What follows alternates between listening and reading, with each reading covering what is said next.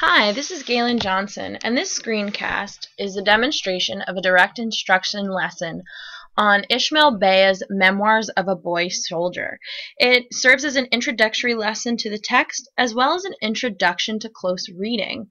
Many students, as I'm sure many of you future teachers have noted, have difficulty really pulling out the important pieces of text, and that doesn't just mean summarizing, but really getting the essence of what is being said.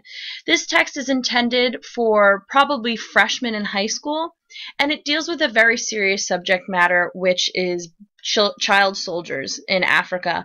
So we're going to start our reading together, and this is the opening introduction of the text. So I would read it aloud to the students. New York City, 1998.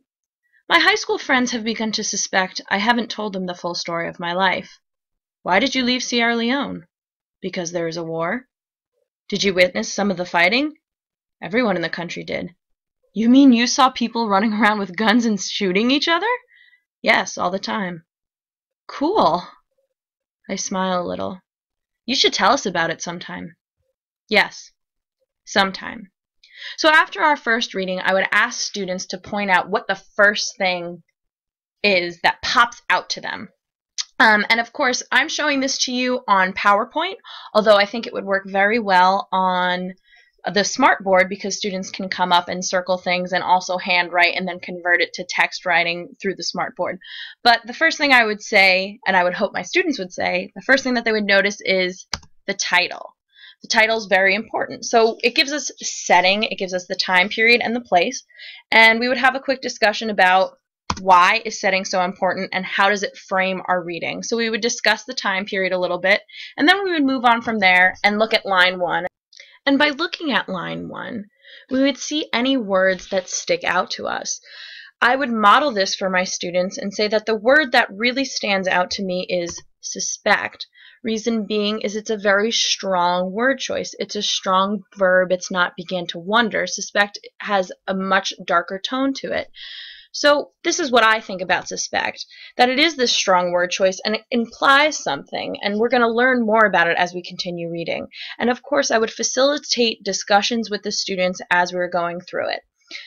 So the next thing we're going to look at is why is there no speaker? And I would ask students this, and then I would tell them after we'd discussed that indeed I think that maybe there are no names in order to make the text seem more universal. So we can assume that one of these voices is the author and that the other voices don't really need to be named because this is clearly an experience that is not individual, that it happens a lot.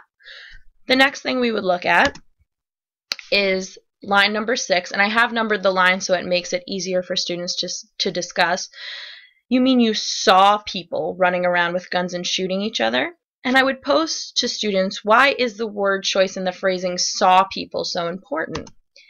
And the reason being is because saw people implies that Beah, our author, is not one of the people his friend imagines running around with guns and shooting each other. His friends have clearly put Beah on the outside of this war.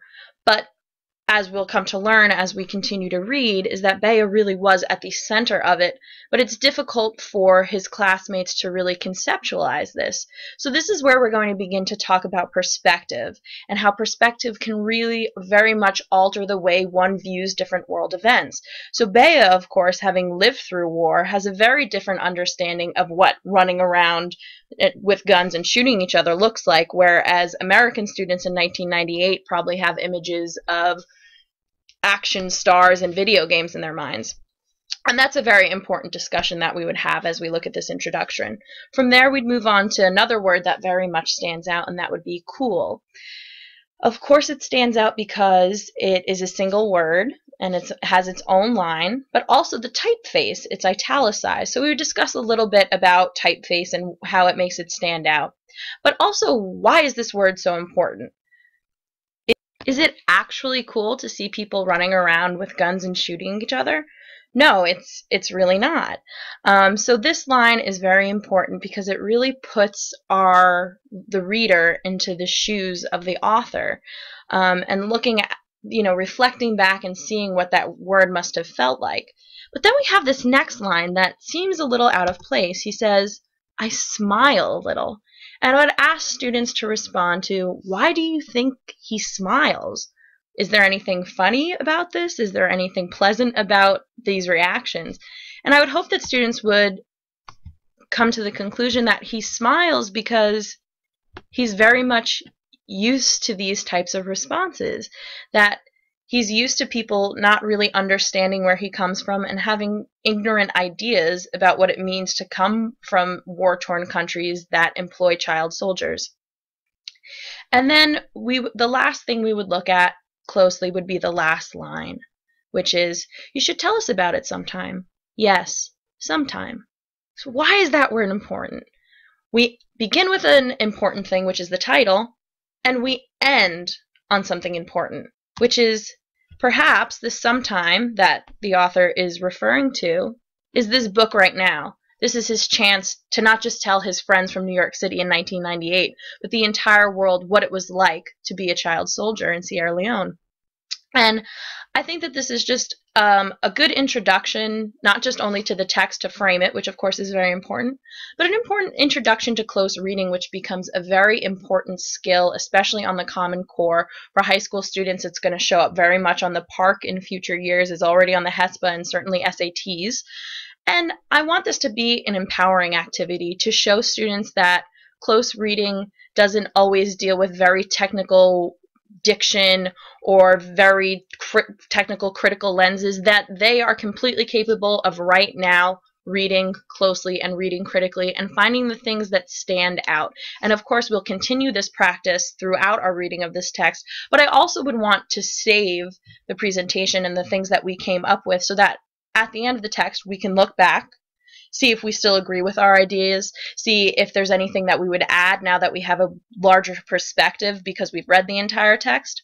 And so this is pretty much it. I think that it works fairly well on the PowerPoint, but using the smartboard would make it a little bit more interactive. And overall, thank you so much for watching this screencast.